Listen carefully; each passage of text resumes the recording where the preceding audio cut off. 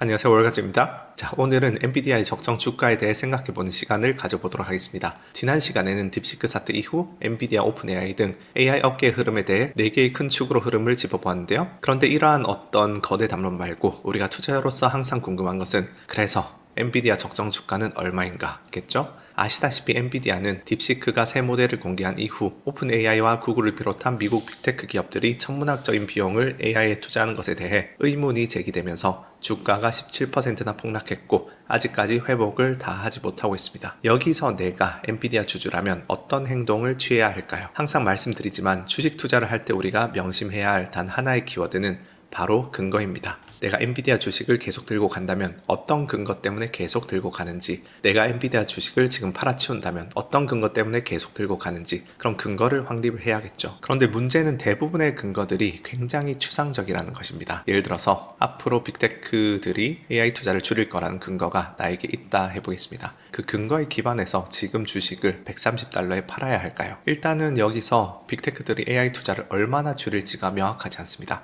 5% 줄이는 것과 50% 줄이는 건 전혀 다른 이야기죠. 그런데 애초에 빅테크들이 AI 투자를 미래에 많이 할 거라는 기대 자체가 지금 주가에 어느 정도 반영되었는지도 불분명합니다. 한마디로 아무리 어떤 주식에 악재가 될 근거들이 많아도 주가가 심각하게 저평가라면 매수할 만할 수도 있고, 아무리 좋은 호재에 대한 근거들이 많아도 이미 너무 비싸면 매도해야 할 수 있습니다. 그래서 우리가 거시적인 관점에서 우리가 투자 의사 결정을 잘한다는 것에는 두 가지가 필요합니다. 제가 예전에 이 인풋, 프로세싱, 아웃풋, 이 세 가지로 투자 의사 결정 과정을 표현한 적이 있는데요. 세상의 정보를 인풋으로 받아서 우리가 우리의 생각으로 그 정보를 프로세싱해서 매매라는 아웃풋을 내놓는 것이죠. 그럼 여기서 이 두 가지 연결고리가 있는데, 우선은 인풋으로 들어오는 그 세상에 있는 다양한 정보들 중에 합리적인 근거를 찾는 것이 이 첫 번째이자 기본 중의 기본이고요. 그 다음 두 번째로 필요한 것은 이 부분, 그 근거를 구체적인 매수매도 의사결정으로 변환하는 어떤 틀, 프레임이 필요합니다. 아주 간단한 예시를 들면 배당 할인 모형이라는 모델이 있습니다. 꾸준히 배당을 주는 성숙하고 안정된 기업,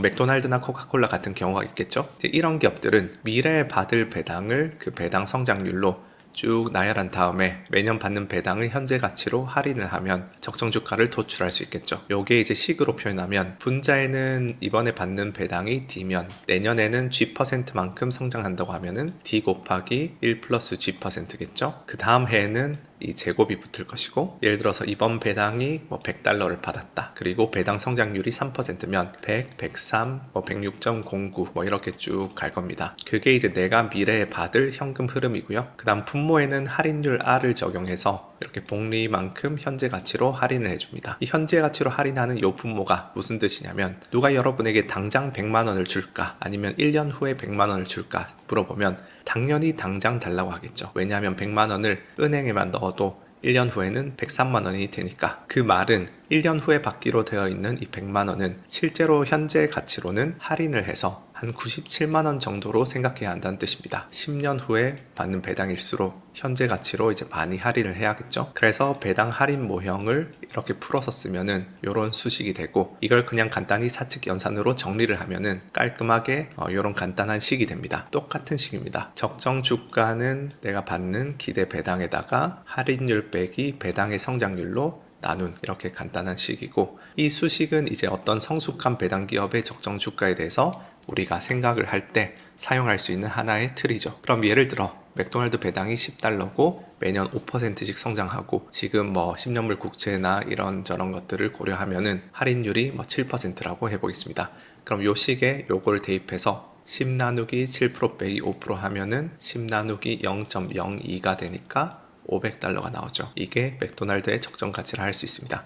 물론 실제로 500달러가 적정 가치란 건 아니고 지금 아무 숫자나 넣은 예시입니다. 자, 이 상태에서 맥도날드 CEO가 실적 발표 때 앞으로는 조금 패스트푸드 수요가 떨어져서 배당을 4.5% 정도밖에 올리지 못할 것 같습니다. 이렇게 말하면 어떻게 될까요? 이런 프레임이 없다면은 배당 성장률이 이렇게 낮아졌는데 악재인가? 그냥 되게 추상적인 레벨에서 있겠지만, 우리가 이 프레임을 이제 알기 때문에 여기에 4.5%를 대입하면은 400달러가 도출이 되고, 이 배당 성장률이 떨어졌다는 이 악재, 그러니까 어떤 판단 근거가 있을 때 우린 이 프레임을 통해서 그 악재가 맥도날드의 적정 주가를 20% 정도 하락시키는구나, 그런 판단을 할 수 있습니다. 그러면 지금 주가가 뭐 $450라면은 매도라는 의사결정까지 이어질 수가 있겠죠. 그래서 다시 큰 그림으로 돌아가면 우리가 투자를 잘하기 위해서는 인풋, 프로세싱, 아웃풋, 이 흐름에서 1번과 2번이 둘 다 필요한데 1번도 중요하고 2번도 중요합니다. 근데 1번은 누군가가 테크니컬하게 한두 시간 벼락치기 강의로 그렇게 합리적인 근거를 찾는 능력을 키워줄 수 있는 것이 아니라 본인이 스스로 좋은 글도 읽어보고 다른 사람의 좋은 분석도 읽어보고 하면서 스스로 사고력과 교양 지식들을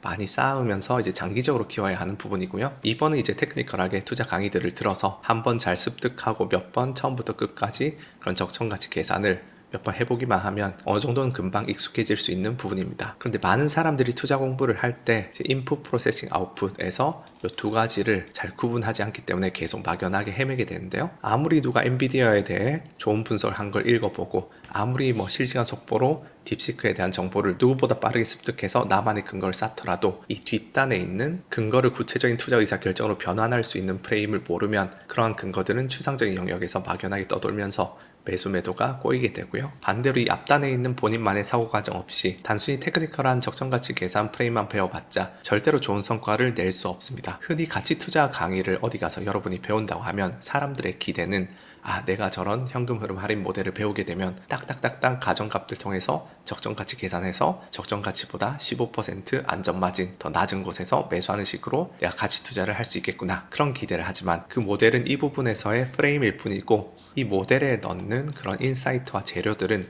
본인의 사고력이 결정하는 것이죠. 자, 그럼 한번 우리가 이 과정을 직접 실습을 해보겠습니다. 일반적으로 기관 투자자들이 하는 DCF, 현금 흐름 할인 모형 방식은 이런 식으로 엄청 보기만 해도 복잡한 수식들로 점철된 그런 엑셀 파일을 오랜 시간에 걸쳐서 작성해야 하는 것도 힘들지만 그런 부분이 아니라 할지라도 애초에 여기에 들어가는 이런 가정값들, 엔비디아의 성장률이 25%가 적정한지 50%가 적정한지 그런 부분들을 내가 직접 리서치해서 가정을 하고 그에 따라서 적정 주가를 도출해야 되는데 그게 애널리스트가 아닌 일반 개인 투자자가 그렇게 이런 가정값들을 스스로 리서치하기가 쉽지가 않습니다. 그래서 저희 팀원들이 리버스 DCF라는 개인 투자자분들을 위해 구현한 간단한 방법론을 오늘 활용해 볼 텐데요. 이 방법에서는 이렇게 가정값들을 계산해서 적정 가치를 도출하는 게 아니고 역으로 엔비디아의 현재 시장 가격이 적정 주가라고 가정을 하고 이 시장 가격에 내포되어 있는 성장률 등의 그런 가정값들을 추출해 드린 뒤에 이제 그 추출한 가정값이 합리적인지를 내가 판단해 보는 식으로 진행을 합니다. 그래서 이 차이를 한마디로 표현하면 엔비디아의 매출이 미래 몇 %로 성장할까? 이거는 개인이 리서치하기 너무 어렵죠. 근데 엔비디아의 매출이 미래 30%로 성장한다는 가정이 합리적일까? 이 부분이 합리적인지 아닌지를 판단하는 것은 그냥 이리저리 찾아보고 누구나 할 수가 있습니다. 그래서 이 차이가 비슷해 보이지만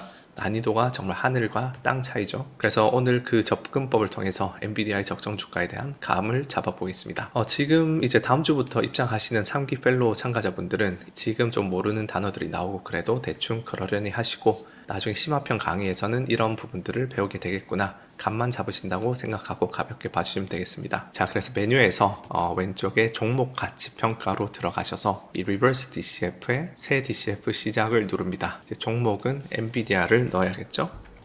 그 다음 방식은 두 가지가 있는데 이제 디폴트 값으로 하겠습니다. 그 다음 시나리오는 기준일 주가 기준으로 계산하겠습니다. 그래서 기준일 종가와 주당 잉여 현금 흐름은 자동으로 추출되어 있고요. 지금 요게 이제 목요일 기준입니다. 그 다음 요 추정 기간의 경우 엔비디아가 향후 10년간은 유의미한 성장을 이어나갈 수 있다는 가정하에 10년을 선택하겠습니다. 그리고 이 10년 동안 어떤 성장 형태를 보일 것인가에 대해 이 아래쪽에 최근 성장을 보시면은 매출액이 125% 상승했죠. 그래서 성숙 산업이라고 할 수는 없고 고성장기로 두겠습니다. 그 다음에 엔비디아의 최근 순이익률은 55%로 어마무시하지만 지금 요 10년 추정 기간의 최종 연도, 그러니까 10년 후까지 55%를 쭉 유지할 거라고는 생각하기 힘들죠. 어쨌든 경쟁이 점점 심화될 건데 그래도 여전히 10년 후에도 마켓 리더 포지션은 굳건할 거라고 생각되기 때문에 지금 55%랑 이제 지난 10년 평균인 30%보다 살짝 높은 한 35% 정도로 넣겠습니다. 그다음 최종 연도 잉여 현금 흐름 전환 비율은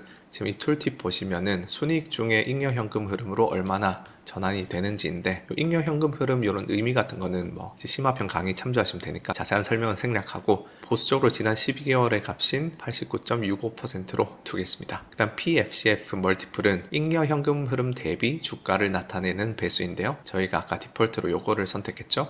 이제 PE가 순이익 대비 주가고 PS는 매출 대비 주가인 것처럼 PFCF는 잉여 현금 흐름 대비 주가인데요. 이제 지금 보시면은 2021년 이후에 암호화폐와 AI 수혜를 받아서 지금 22년도, 23년도 멀티플이 이때 되게 높게 유지되어 오긴 했는데, 이제 10년 후 최종 연도 즈음에는 경쟁도 심화되고 성장성도 저하되면서 신사업에서 오는 성장도 이를 완전히 상쇄하지 못할 가능성이 있다고 가정해서 지금 현재 멀티플인 61보다는 낮고 S&P 500 지수의 평균인 30배보다는 높은 35배 정도로 두겠습니다. 이런 거 설정하는 부분은 좀 이따 다시 말씀드리고요. 일단은 쭉 이제 기입해 보겠습니다. 그 다음 할인율은 일반적으로 10% 정도 두면 되는데, 딥시크로 인해 촉발된 그 미래 성장성에 대한 불확실성과 확대된 사업 리스크를 고려하고 싶으면 이것보다 좀 더 높은 13% 정도 사용해도 되겠죠. 이러한 가정값들은 본인이 적당히 이런 식으로 보수적인 가정을 해도 되고, 엔비디아에 대해 다룬 애널리스트 레포트 보시면 각 애널리스트 분들은 어떤 가정을 하고 있는지 또 정리해둔 그 섹션이 부록에 있습니다. 그래서 내가 초심자라면은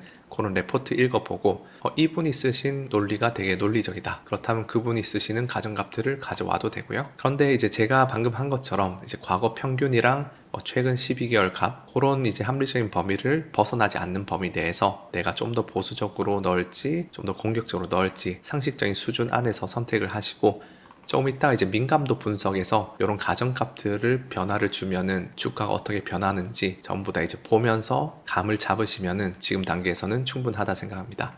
어쨌든 그렇게 제가 이런 부분에서 살짝 보수적인 가정들을 했죠. 그래서 가정을 집어 넣으면은 지금 시장 가격이 적정 주가라고 가정을 하면은 거기 내재해 있는 매출 성장률은 연평균 22%고 잉여 현금 흐름 연평균 성장률은 16%다. 그런 결과가 나옵니다. 이제 결과를 한번 들여다보겠습니다. 자, 그래서 여기 이제 그래프를 보시면은 지금 보라색 선이 이제 매출 성장률인데, 실선이 지금까지의 실제 성장률이었고 이후 평균 성장률이 22% 정도라고 우리가 가정하고 있는 거죠. 여기서 이제 짙은 남색은 월스트리트 애널리스트들이 추정하고 있는 향후 5년간의 매출 성장세 컨센서스입니다. 다시 말해서 제가 입력한 값들이 합리적이라면 지금 이 주가는 엔비디아의 매출이 향후 22%씩 성장한다는 가정을 반영 중이며, 그러니까 지금 시장 가격이 이런 추정치보다 낮게 싸게 형성돼 있다. 그러니까 생각해 보시면 엔비디아 주가인 $130가 그렇게까지 무리한 가정은 아니라는 것을 알 수 있습니다. 당연히 최근 몇 년간 딥러닝의 발전과 AI 투자 열풍 때문에 50에서 100%까지 이렇게 나왔던 매출 성장률이 향후 10년 동안 지속되지는 않겠죠. 만약에 시장 가격이 그런 기대를 하면서 형성돼 있다면 최근 딥시크 사태가 그에 대한 경종을 울리는 이벤트라고 충분히 해석할 수 있을 겁니다. 그런데 보시다시피 이 $130라는 가격에는 엔비디아 매출이 향후 50%씩 100%씩 성장한다는 가정이 담겨 있는 게 아니고 22% 정도 수준으로 이제 성장한다는 가정이 담겨 있고, 이것은 여기 월가 애널리스트들 추정치보다도 보수적인 값입니다. 그렇기 때문에 당장 어떤 다른 기업이 해성처럼 대안이 되는 칩을 내놓거나 하는 완전한 게임 체인저가 나오지 않는 이상 지금 가격이 고평가되었다고 말하기는 힘들다, 그렇게 생각해 볼 수 있습니다. 그래서 결과 계속 보시면은 이 아래에는 제가 입력한 가정값들이 이제 과거 평균이나 그런 거에 비해서 어느 수준 정도인지를 볼 수가 있고요. 이제 요 아래에 민감도 분석이 상당히 유용한데, 이 가정값들을 제가 넣은 것들을 변화시키면은 적정 가격이 어떻게 변화하는지를 볼 수 있습니다. 예를 들어서 우리가 순이익률이 지금은 55%지만 10년 동안 한 35% 정도로 수렴할 거라고 봤는데, 만약에 어떤 새로운 강력한 경쟁자가 등장한다 해보겠습니다. 그래서 35%가 아니라 한 25% 정도로 떨어진다면 어떻게 될까? 그럼 보시면은 조정 주가는 이제 $95로 지금보다 약 27% 정도 낮습니다. 혹은 거꾸로 지금 지난 12개월 동안 그 순이익률이 55%였는데 이 순이익률을 계속 유지할 수 있다면은 이제 적정 주가는 $194라고 하는 거죠. 혹은 우리가 또 두 가지 변수에 대한 상호작용도 볼 수 있는데요. 우리가 아까 전에 흔히 사용하는 할인율인 10%보다 좀 더 보수적으로 높은 값을 사용했고, 잉여 현금 흐름 성장률도 꽤 보수적으로 가정했으니까 이 두 가지가 변하면 주가가 어떻게 되는지 확인을 해 보겠습니다. 그래서 이렇게 적용을 해보면은 이런 식으로 나오고요. 또 상대 주가를 클릭하시면은 지금 주가 대비 몇 퍼센트 오르고 내릴지 이렇게 표로 볼 수 있습니다. 자, 그래서 두 편을 걸쳐서 딥시크와 엔비디아에 대해 이야기해 보았고요. 이제 내일 모레면 벨리 펠로우 프로그램 상기분들이 입장을 시작하시는데 저희가 이제 정원이 다 차면 마감할 일정이라서 원래는 아마 상반기까지는 열려있지 않을까 싶었는데 감사하게도 제가 유튜브에 말씀드린 지 4주 남짓 만에 벌써 정원이 한 80% 정도 차고 있어서 생각보다 빨리 마감될 수도 있을 것 같습니다. 이번 펠로 3기가 이제 기수제 펠로 모집의 마지막 기수인데요. 이제 기수제 펠로는 영구적으로 플랫폼 이용료를 대폭 할인해드리는 부분이랑 커뮤니티 활동으로 포인트 쌓으시면 아예 이용료 자체를 쭉 면제해드리는 부분을 포함해서 다양한 파격적인 혜택이 들어있는 기회입니다. 이제 요게 이제 저희가 개발 중인 플랫폼에 입장하셔야 되는 그 불편함에 대한 점이랑 또 초창기 펠로 커뮤니티를 형성하는 데 있어서 월가지 구독자 출신의 좋은 분들로 잘 형성하기 위한 목적으로 파격적인 혜택들을 담은 그런 특별 계정이고요. 원래는 제가 이제 작년에 플랫폼 개발 완료될 줄 알았어서 이런 혜택들은 이 기를 마지막으로 하려고 했었습니다. 그런데